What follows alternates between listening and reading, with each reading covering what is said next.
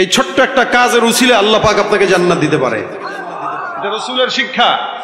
এজন্য আল্লাহ পাক বলেন ইত্তাকুল্লাহ ওয়াবতাগু ইলাইহিল ওয়াসিলা, তোমরা তাকওয়া অর্জন করো আর আল্লাহ পাকের কাছে ওসিলা তালাশ করো, কারণ ওসিলা তালাশ করার মাধ্যমে এক একজন বান্দারা জান্নাতি হয়ে যাবে। সুবহানাল্লাহ। এমন এমন কাজ করবেন যে এই কাজটা আপনার ওসিলা হবে। আপনি কখনো রাস্তা দিয়ে হেঁটে যাচ্ছেন, একটা মুরব্বী মহিলাকে দেখলেন কিছু ফল নিয়ে বসছে, আপনার দাদির বয়সী, আপনার মায়া লাগলো, আপনার পকেটে টাকা কম, আপনি যাচ্ছিলেন অন্য কোনো কাজে, এই দিলের থেকে দরদ নিয়ে মহিলার থেকে সমস্ত ফলগুলা খরিদ করলেন। খরিদ করার পরে আপনার আমলের খাতায় লিখে রাখেন যে আল্লাহ, আজকের যে এই কাজটা করলাম এই কাজটা শুধুমাত্র আপনার থেকে নাজাত পাওয়ার উসিলায় করলাম, এই ফল আমার দরকার ছিল না। মহিলা খুশি হয়েছে তো আপনি খুশি। আপনি যদি খুশি থাকেন এই কাজের উসিলা জান্নাত দিয়েন ইনশাআল্লাহ। রাসূল বলেন তোমার ওই ছোট্ট কাজের উসিলা আল্লাহ পাক তোমার জন্য জান্নাত সহজ করে দিবে ইনশাআল্লাহ। নেক কাজ, নেক উসিলা আল্লাহ পাক বান্দার জান্নাতের বিনিময় করায় দেয়। সুবহানাল্লাহ। আল্লাহর নবী সাল্লাল্লাহু আলাইহি ওয়াসাল্লাম কেমন দয়া করতেন। রাসূল করিম সাল্লাল্লাহু আলাইহি ওয়াসাল্লাম আল্লাহ পাক রব্বুল আলামিনের বান্দাদের জন্য কত দিলে মায়া। কারণ রাসূল জানে আমি তো জিন্দেগিতে থাকবো না, বিদায় হয়ে যাওয়া লাগবে। আমার ইন্তেকালের পর আমার উম্মতদের অবস্থা কি হবে এটা আল্লাহ ছাড়া কেউ জানে না। কারণ জাহিলি জামানা চলে গেছে, কিন্তু কিয়ামত সামনে বিদ্যমান। আমি রাসূল সাল্লাল্লাহু আলাইহি ওয়াসাল্লামের আগমনের কারণে কিয়ামতের প্রথম আলামতগুলো শুরু হয়ে গেল। বড় বড় যে আলামতগুলো এগুলো সামনে আছে, রাসূল নিজে বেঁচে থাকা অবস্থায় রাসূল বলেছেন কিয়ামত এমন অবস্থা আমার দুই আঙ্গুল যেরকম নিকটবর্তী, এই কিয়ামত আস-সাআহ কাহাতাইন। রাসূল করিম সাল্লাল্লাহু আলাইহি ওয়াসাল্লাম বলেন এই দুই আঙ্গুল এমন যেরকম কাছাকাছি, আল্লাহ পাক রব্বুল আলামিন কিয়ামতটাকে এমন কাছাকাছি রেখে দিয়েছেন। আর বেশি দেরি নয়, 1400 বছর আগে পয়গম্বর যদি এমন কথা বলে, আল্লাহ নবী সাল্লাল্লাহু আলাইহি ওয়াসাল্লাম যদি তখন এই কথা বলতে পারে, তার মানে কত বছর হয়ে গেল। বর্তমান সমাজের হালত অনুযায়ী মনে হয় কিয়ামত আর বেশি দিন বাকি নাই, ঠিক কিনা? আল্লাহ নবী তখন দোয়া করে গেলেন, বান্দাদের জন্য দোয়া করলেন। কারণ পয়গম্বর জানে আমার ইন্তেকালের পর আল্লাহ পাক রব্বুল আলামিন উম্মতের সঙ্গে কেমন আচরণ করবেন এটা আমার জানা নাই। যার কারণে আল্লাহর কাছ থেকে আমার ওয়াদা নেওয়া লাগবে। মালিক রব্বুল আলামিন আমার উম্মতের সঙ্গে কেমন আচরণ করবে এটা আমি জানি না। আল্লাহ পাক রব্বুল আলামিন পয়গম্বরের ইন্তেকালের আগে কিন্তু সবকিছু সুন্দর করে পরিষ্কার করে দিয়েছেন। যখন নাকি দিন সম্পূর্ণ হয়ে গেল, আল্লাহ পাক রব্বুল আলামিন বলেন আল-ইয়াওমা আকমালতু লাকুম দীনাকুম ওয়া আতমামতু আলাইকুম নি'মাতি ওয়া রাদিতু লাকুমুল ইসলাম দীনা। সমস্ত সাহাবা একরামদের ভিতরে কেমন যেন একটা হতাশা নেমে আসলো। আয় হায়, এমন আয়াত নাজিল হওয়া মানে তো পয়গম্বরকে দুনিয়ার জমিন থেকে উঠায় নিয়ে যাওয়া। এ মুসলমান, আল্লাহর রাসূল সাল্লাল্লাহু আলাইহি ওয়াসাল্লামকে আল্লাহ পাক বলেন দিনটা পরিপূর্ণ হয়ে গেল, তার মানে আপনার আমার কাছে আসার সময় হয়ে গেল। রাসূল করিম সাল্লাল্লাহু আলাইহি ওয়াসাল্লাম ডাক দিয়ে বলে আল্লাহ, দিন যেহেতু পরিপূর্ণ, আমি যেহেতু বিদায় হয়ে যাব, হে রব্বে কারীম, আমার সমস্ত উম্মতরা দুনিয়ার জমিনে বেঁচে থাকবে, তাদের সঙ্গে কেমন আচরণ করা হবে এটা আমি জানি না। অন্য নবীর উম্মতদেরকে যখন দুনিয়ার জমিনে গুনাহের কারণে তাদেরকে এমন ভাবে আযাব দেওয়া হতো, আমি নবী দুনিয়ার জমিনে ইন্তেকালের পর রব্বুল আলামিন তুমি তাদের সঙ্গে কি ব্যবহার করবা, আমার সঙ্গে ওয়াদাবদ্ধ না হওয়া পর্যন্ত আমি পয়গম্বরের দিলে শান্তি আসবে না। আল্লাহ পাক রব্বুল আলামিন বলেন ওয়ালা সাউফা ইউতিকা রাব্বুকা ফাতারদা। আল্লাহ পাক রব্বুল আলামিন অচিরেই আপনার রব আপনাকে সন্তুষ্ট করবেন। কেমনে সন্তুষ্ট করবে? বলে আপনার যত চিন্তা আছে, পেরেশান আছে উম্মতদেরকে নিয়ে, আমি আল্লাহ সমস্ত পেরেশানি আপনার উম্মতের ব্যাপারে আল্লাহ আমি আসান করে দিব। কিভাবে আসান করবেন? রাসূল সাল্লাল্লাহু আলাইহি সাল্লাম বলেন আল্লাহ সারা দুনিয়ার উম্মতটা যারা কিয়ামত পর্যন্ত আসবে, এরা আমি পয়গম্বরকে দেখবে না, এরা আমি পয়গম্বরকে দেখে নাই, জানে না। দুনিয়ার জমিনে আমার সাহাবা আজমাইন আমাকে দেখলো, আমাকে মানলো, আমার সব কথা শুনলো, কিন্তু শেষ জামানার উম্মতটা আমি নবীকে দেখবে না, জানবে না, শুনবে না। তারা আমি নবীকে কেমনে মানবে, কেমনে বুঝবে? যার কারণে আল্লাহর নবী সাহাবাদেরকে বন্ধু বলেন নাই, আপনার মতো আমার মতো উম্মতদেরকে বন্ধু বলেছেন। আল্লাহর সাহাবা পয়গম্বরের সাহাবা একরামরা ডাক দেয়া বলেন ইয়া রাসূলুল্লাহ, আপনি এত সাহাবা আজমাইনদের দল থাকতে কেমনে আপনি অন্য কাউকে বন্ধু বলেন? যাদেরকে আপনি বন্ধু বললেন তারা কে? পয়গম্বর বলেন তোমরা আমার সাহাবা। সমস্ত উম্মতেরা আমার ইন্তেকালের পরে দুনিয়ার জমিনে আসবে, এরা আমি নবীকে দেখবে না, এরা আল্লাহ পাক রব্বুল আলামিনকে দেখে নাই, এরা আমির নবীর মুজিজাও দেখবে না, কিন্তু এরা আমাকে না দেখে আমি রাসূলের জন্য জীবন দিতে তৈয়ার হবে। নিঃসন্দেহে জেনে রাখবা ওই শেষ জামানার উম্মতরাই হলো আমি পয়গম্বরের বন্ধু। সুবহানাল্লাহ। এই জন্য আল্লাহ পাক রব্বুল আলামিন পয়গম্বরের বন্ধুদেরকে মুমিন বলে ডেকেছেন। অন্যান্য কিতাবের ভিতরে অন্যান্য নবীদের উম্মতদেরকে আল্লাহ মিসকিন বলেন। মুহাম্মদুর রাসূলুল্লাহ সাল্লাল্লাহু আলাইহি ওয়াসাল্লামকে আল্লাহ পাক রব্বুল আলামিন কোরআনের ভিতরে অন্য কোন শব্দ দিয়ে ডাকেন নাই। আল্লাহ বলেন ইয়া আইয়ুহাল্লাযীনা আমানু, অর্থাৎ হে মুমিনের দল, রব্বুল আলামিন আপনার মতো আমার মতো নালায়েক নাখান্দা বান্দাদেরকে নাম দিয়েছেন মুমিন। কি জোরে বলেন মুমিন। তার মানে একজন মুমিন যে হবে সে নামাজ পড়বে, একজন মুমিন যে হবে সে যাকাত আদায় করবে, একজন মুমিন যে হবে সে রাসূলের সুন্নাত মানবে, একজন মুমিন যে হবে সে হক কথা টাকার বান্ডিল দেখার পরেও বলে যাবে, একজন মুমিন যে হবে সে কারোকে ধোঁকা দিতে পারবে না, একজন মুমিন যে হবে কারো জায়গা নষ্ট করতে পারবে না। যার মানে আল্লাহ পাক রব্বুল আলামিন এই মুমিন শব্দটা আপনাকে আমাকে বলেছেন যারা বর্তমানে নিজেদেরকে মুমিন দাবি করে কিন্তু ঈমান নাই, যারা বর্তমানে নিজেদেরকে মুসলমান দাবি করে নামাজ নাই, রোজা নাই, হজ নাই, যাকাত নাই, ঈমান নাই, আখলাক নাই, যতই দাবি করুক দাবির নাম মুসলমান না, এটা হলো ভণ্ডামি। ঠিক কিনা? তুমি রমজান এলে রাখো না রোজা, দিনকে করো আঘাত, পয়সা করির নেই তো অভাব, দাও না তো যাকাত। আছে না নাই? মুসলমান দাবি করে নামাজের কথা বলবেন ভাই, প্যান্টের সমস্যা, কিসের সমস্যা? রোজার কথা বলবেন, কিসের সমস্যা? Diabetes, gastric. নামাজের কথা বললে লুঙ্গি প্যান্ট সব নাপাক। যাদের প্যান্ট 30 বছর বয়সেও নাপাক থাকে এদেরকে প্যাম্পাস পরানো দরকার। ঠিক কিনা?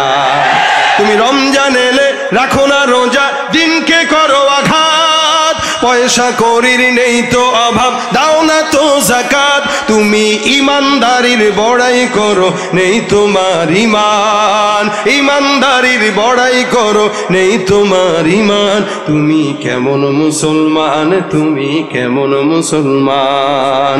নামাজের সাথে নাই পরিচয়, মানো না কোরআন, নামাজের সাথে নাই পরিচয়, মানো না কোরআন। তুমি কেমন মুসলমান? ঠিক কিনা? নবীর উম্মত দাবি করো, সুন্নাহ মানো না, নবীর অপমানে তোমার হৃদয় কাঁদে না। নবীর উম্মত দাবি করো, সুন্নাহ মানো না, নবীর অপমানে তোমার হৃদয় কাঁদে না। তুমি বিজাতীয় সংস্কৃতিতে সঁপেছ পরাণ, বিজাতীয় সংস্কৃতিতে সঁপেছ পরাণ। তুমি কেমন মুসলমান, তুমি কেমন মুসলমান? আছে না নাই? রাগ করেন কেউ? এখানে দেখেন, এখানে যদি আপনারা চেক করেন দেখতে পাবেন কিছু কিছু আছে যাদের প্যান্টের সমস্যা থাকে নামাজের কথা বললে। আবার কারো এমনিও প্যান্টের সমস্যা, কোন জায়গায় বলে চতুর জায়গায় ছিঁড়া। আছে না নাই? আল্লাহ বলে আমি নাম দিলাম মুমিন, আর এরা কাম করে সব মুনাফিকের। কত সম্মান আল্লাহ পাক আমাদেরকে দিয়েছেন, যেখানে মালিক আমাদের নাম রাখছেন মুমিন। অন্য নবীদের বেলায় দেখেন সমস্ত পয়গম্বরদেরকে আল্লাহ পাক রব্বুল আলামিন কোরআনের ভিতরে নাম ধরে ধরে উল্লেখ করেছেন। মুসা, ইয়া মুসা লা তাখাফ, ইয়া ইয়াহইয়া খুযিল কিতাবা বিকুওয়া। অন্য নবীকে ডাক দেয়া বলেন ইয়া যাকারিয়া ইন্না নুবাশশিরুকা বিগুলাম। অন্য আয়াতের ভিতরে আল্লাহ পাক রব্বুল আলামিন বলেন ওয়া ইব্রাহিমা ওয়া ইসমাঈলা ওয়া যাল কিফল। সমস্ত পয়গম্বরদেরকে রব্বুল আলামিন নাম ধরে ধরে ধরে ধরে উল্লেখ করেছেন, কিন্তু মুহাম্মদুর রাসূলুল্লাহ সাল্লাল্লাহু আলাইহি ওয়াসাল্লামের পাল্লা যখন আসলেন আল্লাহ পাক বলেন অন্য নবী আর মুহাম্মদ নবী এক হতে পারে না। আমি রব্বুল আলামিন অন্যদেরকে নাম ধরে ডাকলাম কিন্তু মুহাম্মদকে নাম ধরে ডাকবো না। মুহাম্মদকে আমি আল্লাহ ডাকলাম ইয়া আইয়ুহান নবী। এই জায়গায় রব্বুল আলামিন নবী বলে সম্বোধন করেছেন। শুধু তাই নয়, উম্মতদেরকে বলেছেন খবরদার তোমরাও কিন্তু অন্যদেরকে যেমন ভাবে নাম ধরে ধরে ডাকো, মুহাম্মদুর রাসূলুল্লাহকে তোমরা কোনোদিন নাম ধরে ডাকবা না। আমি আল্লাহ নাম ধরে ডাকি নাই, যখনই নাম ধরলাম তখন নামের সঙ্গে পয়গম্বরের লকব লাগাই দিলাম। সুবহানাল্লাহ। মুহাম্মদুর রাসূলুল্লাহ ওয়াল্লাযীনা মাআহু আশিদ্দাউ আলাল কুফফার। রব্বুল আলামিন বলেন, আল্লাহ পাক রব্বুল আলামিন বলেন মুহাম্মদ হলো আল্লাহর রাসূল। অন্য আয়াতে বলেন মা কানা মুহাম্মাদুন আবা আহাদিন মির রিজালিকুম ওয়ালাকিন রাসূলুল্লাহ ওয়া খাতামান নাবিয়্যিন। এখানে রব্বুল আলামিন দুইটা পরিচয় তুলে ধরেন। মুহাম্মদ তোমাদের কোন পুরুষের পিতা নয়, মুহাম্মদকে জানো। আল্লাহ পাক রব্বুল আলামিন বলেন মুহাম্মদের পরিচয় হলো মুহাম্মদ আল্লাহর রাসূল। মুহাম্মদের 2 নম্বর পরিচয় ওয়া খাতামান নবিয়্যিন। দুনিয়ার জমিনে অসংখ্য বেঈমানের বাচ্চারা আসবে রাসূলের পরে, যারা নিজেদেরকে নবী বলে স্বীকার করবে, গোলাম আহমদ কাদিয়ানীর মতো, ঠিক কিনা? এই কারণে আল্লাহ বলেন ওয়া খাতামান নবিয়্যিন, আমি দুনিয়ার জমিনে একমাত্র শুধুমাত্র কেবলমাত্র শেষ নবী হিসেবে আখিরি জামানার নবী মুহাম্মদুর রাসূলুল্লাহকেই পাঠাইলাম। সুবহানাল্লাহ। সুতরাং নবীর পরে আর নবী আছে, আসবে। আল্লাহর নবী বলেন আমার উদাহরণ ওই দেয়ালের মতো, যেই দেয়ালের ভিতরে আল্লাহ পাক রব্বুল আলামিন সব ইট লাগাইলেন। মুসা পয়গম্বরকে পাঠানোর মাধ্যমে একটা ইট লাগলো, ঈসার মাধ্যমে আরেকটা ইট লাগলো। এক একজন নবীকে পাঠাইলেন, এক একটা ইট এক সুন্দর সুন্দর করে করে লেগে গেল, মাত্র একটা ইট বাকি। রাসূল সাল্লাল্লাহু আলাইহি ওয়াসাল্লাম বলেন আমার উদাহরণটা ওই ইটের মতো, যেই ইটকে আল্লাহ পাক রব্বুল আলামিন এই জায়গায় বসানোর মাধ্যমে নবুয়তের দেয়ালটা পরিপূর্ণ করে দিয়েছেন। সুবহানাল্লাহ। শুধু তাই নয়, পরিপূর্ণ করেন নাই। আল্লাহ পাক রব্বুল আলামিন বলেন তোমাদের জন্য আমি আল্লাহ পাক রব্বুল আলামিন রহমতের নবী একজনকেই পাঠাইলাম, কারণ আমি নিজে দয়া পছন্দ করি। আমার নবীকেও পাঠাইলাম, নবীও যেন দয়া মায়া পছন্দ করে, যার কারণে সমস্ত মহাব্বত দিয়ে আমি পয়গম্বরকে পাঠানোর পরে আমি তোমাদের জন্য রাসূলের দিলের ভিতরে দুনিয়ার মহাব্বত ঢেলে দিলাম। এত মহাব্বত রাসূলের পয়গম্বরের উম্মতদের জন্য। জাবির বিন আব্দুল্লাহ রাদিয়াল্লাহু তাআলা আনহু বর্ণনা করেন আমি একবার এমন অবস্থায় ছিল, কোন একটা সফরে যাচ্ছিলাম। আল্লাহর নবীর সাহাবী জাবির ইবনে আব্দুল্লাহ রাদিয়াল্লাহু তাআলা আনহুর পিতা কোন এক যুদ্ধে, উহুদের যুদ্ধে শহীদ হন। উনি একা ছিলেন, ওনার 7 বোন ছিল। যখন নাকি বাবার ইন্তেকাল হয়, বাবার ইন্তেকালের পরে জাবির ইবনে আব্দুল্লাহ রাদিয়াল্লাহু তাআলা আনহু পেরেশান, কারণ চতুর্দিক থেকে ঋণের বোঝা ছিল। এদিক দিয়ে বোনদেরকেও লালন পালন করা লাগতো, এদিক দিয়ে নিজের অবস্থাও ভালো না। জাবির বিন আব্দুল্লাহ বলেন জাতুর রিকা যুদ্ধের ভিতরে আমরা যখন রওনা হয়ে গেলাম, সকল সাহাবায়ে কেরাম রওনা হয়ে গেলেন। আমার উটটা এত দুর্বল, এই দুর্বল উট নিয়ে আমি সামনে আগাইতে পারছিলাম না, আমি পিছনে পিছনে আস্তে আস্তে আগাচ্ছিলাম। সমস্ত সাহাবা আজমাইনরা সামনে সামনে আগায়, আমার পয়গম্বর একদম কাফেলার সবার শেষে। আমি রাসূল করিম সাল্লাল্লাহু আলাইহি ওয়াসাল্লামের একটু আগে, আল্লাহর নবী সাল্লাল্লাহু আলাইহি ওয়াসাল্লাম আস্তে আস্তে করে সামনের দিকে আগায়। আমাকে এমন অবস্থায় পেলেন যে আমি উটের থেকে নিচে নেমে উটকে হাওদা দিয়া সামনে উটকে আগে আগে আগায় বাড়াচ্ছিলাম। পয়গম্বর মুহাম্মদুর রাসূলুল্লাহ সাল্লাল্লাহু আলাইহি ওয়াসাল্লাম আমাকে তাকায় দেখে ডাক দেয়া বলে জাবের, কি ব্যাপার, তোমার কি সমস্যা? জাবের বলেন ইয়া রাসূলুল্লাহ, আমার উটের দিকে তাকায় দেখেন দুর্বল। এমন দুর্বল উট নিয়ে আমি রওনা হয়ে গেলাম, কারণ আমার আর্থিক অবস্থা খারাপ, আমি ঋণগ্রস্ত পয়গম্বর। যুদ্ধের ময়দানে আপনার সঙ্গে যেতে পারাটা আমার জন্য সৌভাগ্যে, যার কারণে দুর্বল উট নিয়ে আমি আপনার জন্য যুদ্ধের ময়দানে রওনা হয়ে গেছি। আল্লাহ রাসূল সাল্লাল্লাহু আলাইহি ওয়াসাল্লাম বলেন হে জাবের, তোমার উটের লাঠিটা আমার কাছে দাও, নয়তো অন্য কোনো একটা লাঠি আমার কাছে এনে দাও। জাবের বলেন আমি যখন পয়গম্বরকে লাঠি দিলাম আগিয়ে, রাসূল করিম সাল্লাল্লাহু আলাইহি ওয়াসাল্লাম লাঠিটা সুন্দর করে ধরলেন।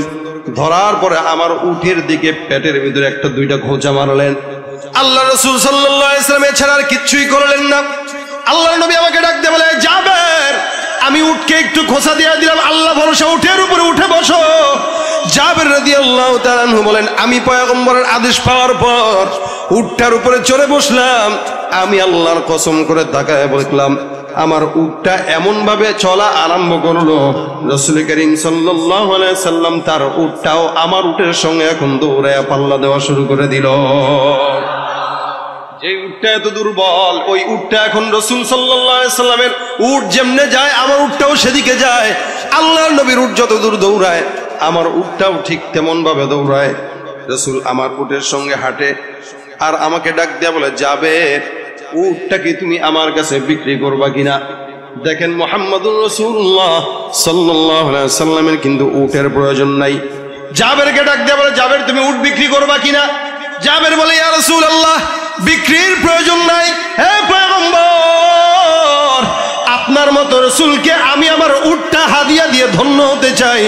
আল্লাহর নবী সাল্লাল্লাহু আলাইহি ওয়াসাল্লাম বলেন, না না, তোমার হাদিয়া দেওয়া দরকার নাই, তোমার কাছে আমি কিনবো, তুমি ব্যবসায়িক আলোচনা করো।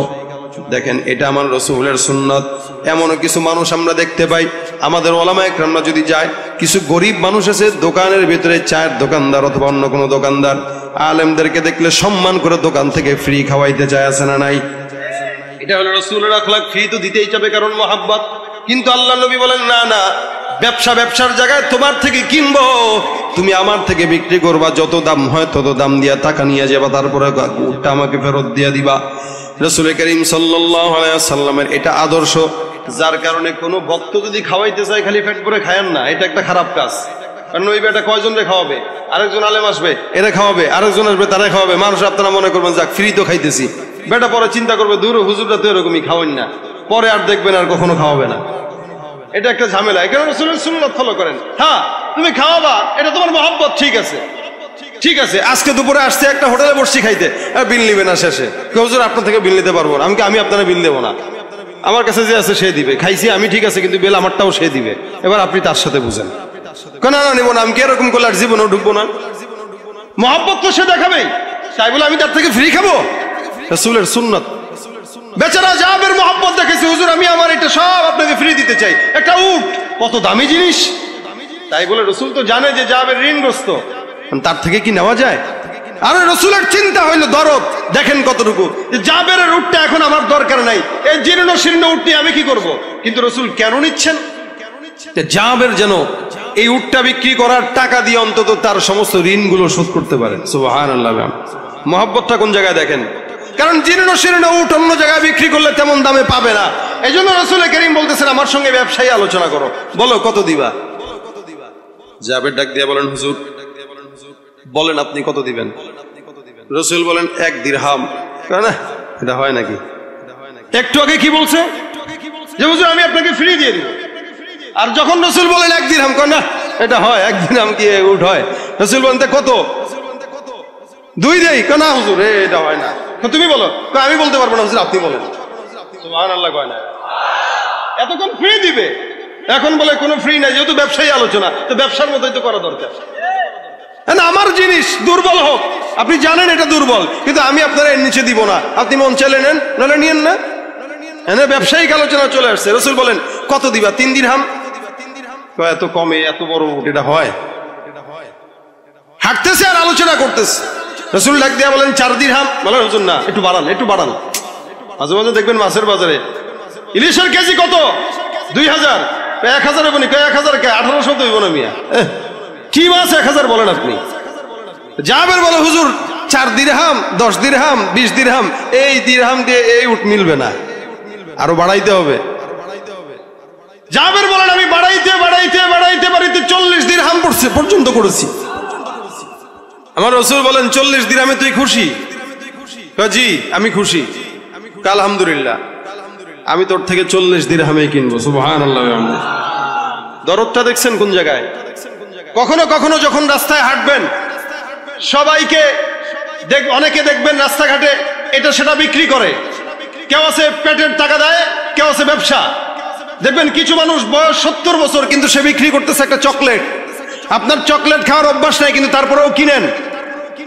এই ছোট্ট একটা কাজের উসিলে আল্লাহ পাক আপনাকে জান্নাত দিতে পারে। এটা রাসূলের শিক্ষা।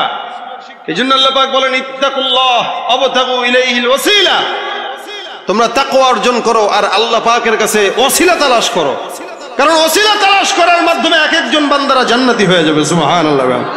এমন এমন কাজ করবেন যে এই কাজটা আপনার ওসিলা হবে। আপনি কখনো রাস্তা দিয়ে হেঁটে যাচ্ছেন, একটা মুরব্বী মহিলাকে দেখলেন কিছু ফল নিয়ে বসছে, আপনার দাদির বয়সী, আপনার মায়া লাগলো, আপনার পকেটের টাকা কম, আপনি যাচ্ছিলেন অন্য কোনো কাজে, এই দিলের থেকে দরদ নিয়ে মহিলার থেকে সমস্ত ফলগুলা খরিদ করলেন, খরিদ করার পরে আপনার আমলের খাতায় লিখে রাখেন যে আল্লাহ, আজকের যে এই কাজটা করলাম, এই কাজটা শুধুমাত্র আপনার থেকে নাজাত পাওয়ার উসিলায় করলাম। এই ফল আমার দরকার ছিল না। মহিলা খুশি হয়েছে তো আপনি খুশি। আপনি যদি খুশি থাকেন এই কাজের উসিলা জান্নাত দিয়েন ইনশাআল্লাহ। রাসূল বলেন তোমার ওই ছোট্ট কাজের উসিলা আল্লাহ পাক তোমার জন্য জান্নাত সহজ করে দিবে ইনশাআল্লাহ। নেক কাজ, নেক উসিলা আল্লাহ পাক বান্দার জান্নাতের বিনিময় করায় দেয়। সুবহানাল্লাহ। রাসূল সাল্লাল্লাহু আলাইহি সাল্লাম বলেন 40 দিরহাম দেব, তাড়াতাড়ি উটটা দিয়ে দাও। জাবের বিন আব্দুল্লাহ ডাক দেয়া বলতেছেন না না, শর্ত হইল আমি এখান থেকে জাতুর রিকা পর্যন্ত যাব, আবার জাতুর রিকা থেকে মদিনা পর্যন্ত যাব। গাড়িটা এখন চালায় চালায় যাচ্ছি, আপনি যদি পয়গম্বর উটটা নিয়ে নেন আমি কোন জায়গায় চড়বো? শর্ত হইল আপনার কাছে বিক্রি করব, তবে এটা এখন নয়, মদিনায় যাওয়ার পরে তারপরে বিক্রি করব। দেখেন অবস্থা। রাসূল ডাক দিয়া বলেন ঠিক আছে যাও, জাতুর রিকায় যাব, সেখান থেকে মদিনায় যাব, তারপরে উটের মালিক আমি হব, তুমি টাকার মালিক হয়ে যাবা। জাবের ডাক দিয়া বলতেছেন আমি মদিনায় যখন গেলাম, রাসূল সাল্লাল্লাহু আলাইহি সাল্লামের কাছে আমি আমার উট দেওয়ার জন্য গেলাম। আল্লাহর নবী সাল্লাল্লাহু আলাইহি সাল্লাম বলেন হে বেলাল, তাড়াতাড়ি সুন্দর করে উটটা নিয়ে নাও, 40 দিরহাম দাও, বরং তার চার একটু বাড়ায় দিও পারলে। সুবহানাল্লাহ কয় না? জাবের রাদিয়াল্লাহু তাআলা বলেন রাসূল আমাকে টাকা দিলেন, আমি রাসূলকে উট দিলাম। আল্লাহর নবী সাল্লাল্লাহু আলাইহি সাল্লাম বলেন হে জাবের, তুমি কি মনে করছো আমি উটটা কেন তোমার থেকে কিনলাম তুমি কি জানো? তোমার সঙ্গে আমি দামাদামি করলাম কেন তুমি জানো? জাবেরকে রাসূল ডাক দিয়ে বলেন জাবের, আমার তো উটের দরকার নাই, আমার তো অন্য কোনো কিছুর প্রয়োজন নাই, আমি তোমার থেকে উটটা খরিদ করলাম এই নিয়তে যে তুমি এই সমস্ত অর্থ সম্পদ দিয়া তুমি তোমার সকল হাজত পূরণ করে নিবা। সুবহানাল্লাহ। এটাই হলো আমার পয়গম্বরের মহব্বত, প্রেম। এই জন্য আল্লাহর নবী বলেন আনা নবিয়ুর রাহমাহ, আমি হলাম রহমতের নবী।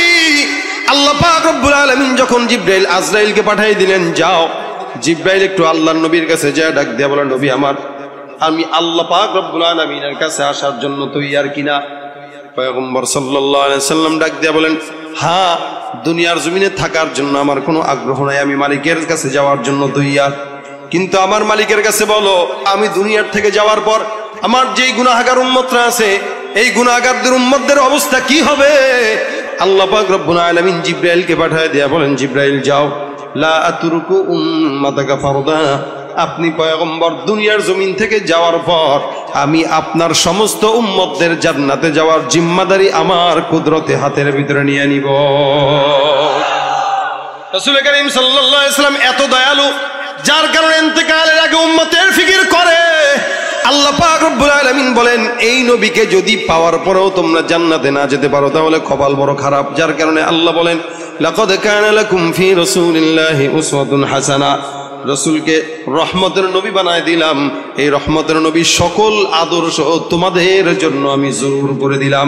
যারা মানবে তারা কামিয়াব, যারা মানবে না তারা নাকামিয়াব। সুতরাং পয়গম্বরকে উম্মত যদি দাবি করেন, পয়গম্বরের উম্মত যদি নিজেকে দাবি করেন, তাহলে রাসূল করিম সাল্লাল্লাহু আলাইহি ওয়াসাল্লাম বলেন লা ইউমিনু আহাদুকুম হাত্তা ইয়াকুনা হাওয়াহু তাবান লিমা জিতু বি, আমি যেই জিনিসগুলো নিয়ে আসলাম দুনিয়ার জমিনে এই সকল জিনিস না মানা পর্যন্ত কখনো কোনো বান্দা মুমিন হতে পারবে না।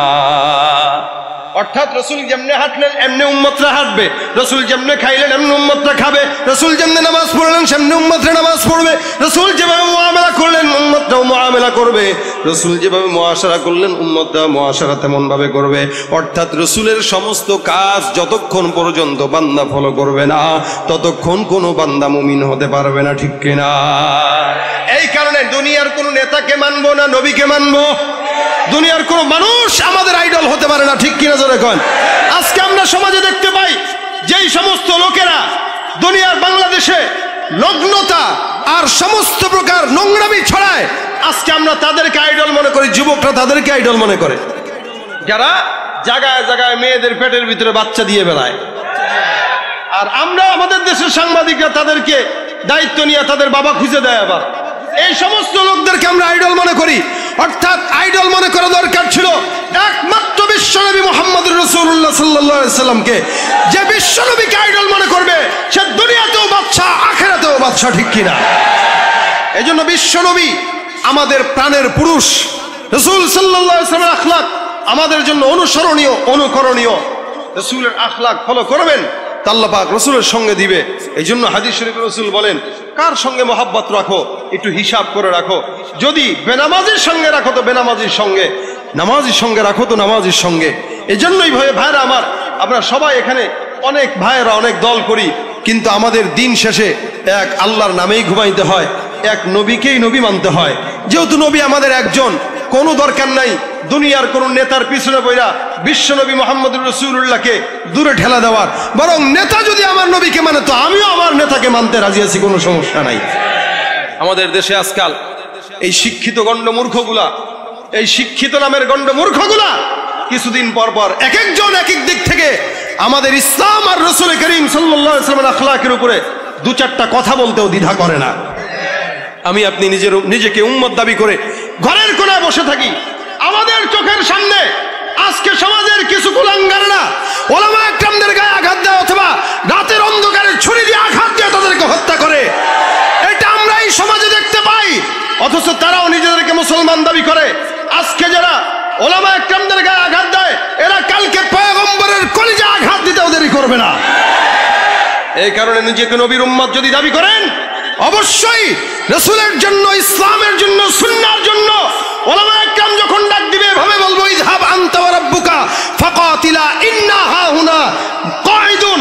সাহাবা একরামদের আগে ওই সমস্ত বনি ইসরাঈলরা যখন বলতো, রাসূল আপনারাও যান, আপনাদের আল্লাহ যাক, আমরা এখানে বসে আছি, না না, আমরা মুনাফিকদের মতো এভাবে বলবো না, আমরা বরং এভাবে বলবো, ইযহাব আনতা ওয়া রাব্বুকা ফাকাতিলা ইন্না মাআকুমা জাহিদুন। ওলামা একরাম আপনারা যেখানে আপনাদের ডানে থেকে বামে থেকে সামনে পিছনে থেকে দ্বীনের জন্য লড়াই করতে আমরাও তৈয়ার হয়ে যাব, আমরাও তৈয়ার হয়ে যাব ইনশাআল্লাহ।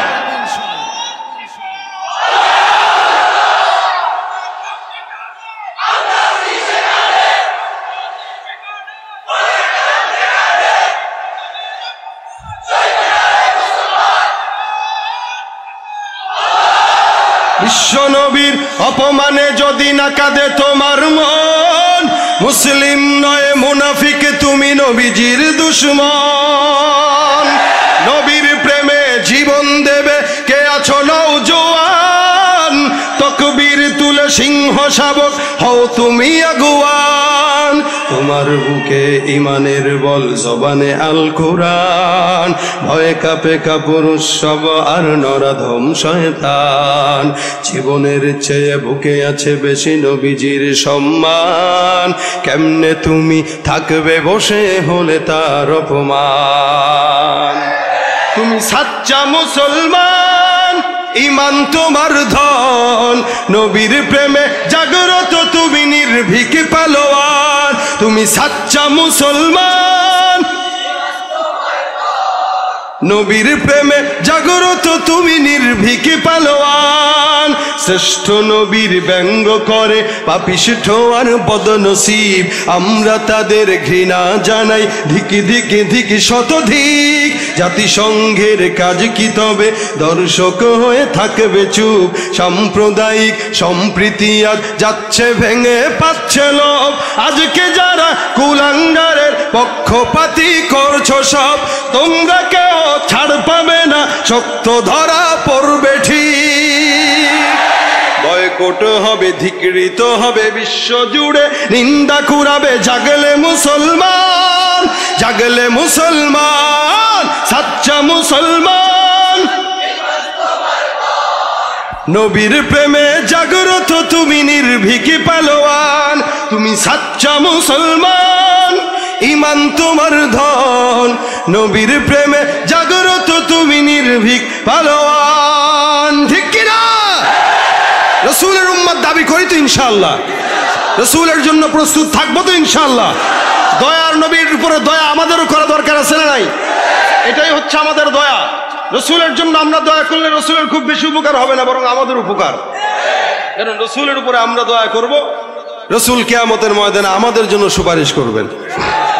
কেমনে দয়া করবেন যদি বলেন, তাহলে বলবো রাসূলের উপরে দয়া করবেন যখন মা বাবার জন্য সূরা ফাতিহা, সূরা ইখলাস পড়ে দোয়া করবেন, তখন রাসূল সাল্লাল্লাহু আলাইহি ওয়াসাল্লামের রওজায় সালাম পৌঁছানোর জন্য, সওয়াব পৌঁছানোর জন্য একবার সূরা ফাতিহা 3 বার ইখলাস পড়ে নেবেন। বাস চলে যাবে সওয়াব। যখন কোনো জায়গায় দান করবেন 10 টাকা, 5 টাকা রসুলের নামে করে দিয়েন, যে রসুল সাল্লাল্লাহু আলাইহি ওয়াসাল্লামের রওজায় যেন সওয়াবটা পৌঁছায়। আরেক কিছু 5 টাকা হোক, ওইটা বাপ মার কবরে যেন পৌঁছায়। যেখানে দান করবেন রসুলের রওজায় সালাম পৌঁছানোর জন্য, সওয়াব পৌঁছানোর জন্য কিছু দান করবেন। বসে আছেন তো রসুল সাল্লাল্লাহু আলাইহি ওয়াসাল্লামের রওজায় সালাম পৌঁছানোর জন্য পড়লেন সাল্লাল্লাহু আলাইহি ওয়াসাল্লাম। এটা হচ্ছে রহমত করা। হাতের কাজ আছে, পায়ের কাজ আছে, আমাদের জবানেরও কাজ আছে, সেটা হলো গীবত করা। জবানের এই গীবত করা কাজটা বাদ দিয়া রাসূল সাল্লাল্লাহু আলাইহি ওয়াসাল্লামের নামে দুরূদ শরীফের আমল করবেন। আল্লাহ পাক রব্বুল আলামিন যত বিপদ আসুক না কেন, সব বিপদ থেকে আপনার হেফাজত করবে দুরূদের বরকতে ইনশাআল্লাহ। বিশ্বাস হয়? যত বিপদ আসুক, প্রত্যেকটা বিপদ থেকে বাঁচতে পারবেন রাসূলের নামে দুরূদের বরকতে। কোনো টেনশন নাই।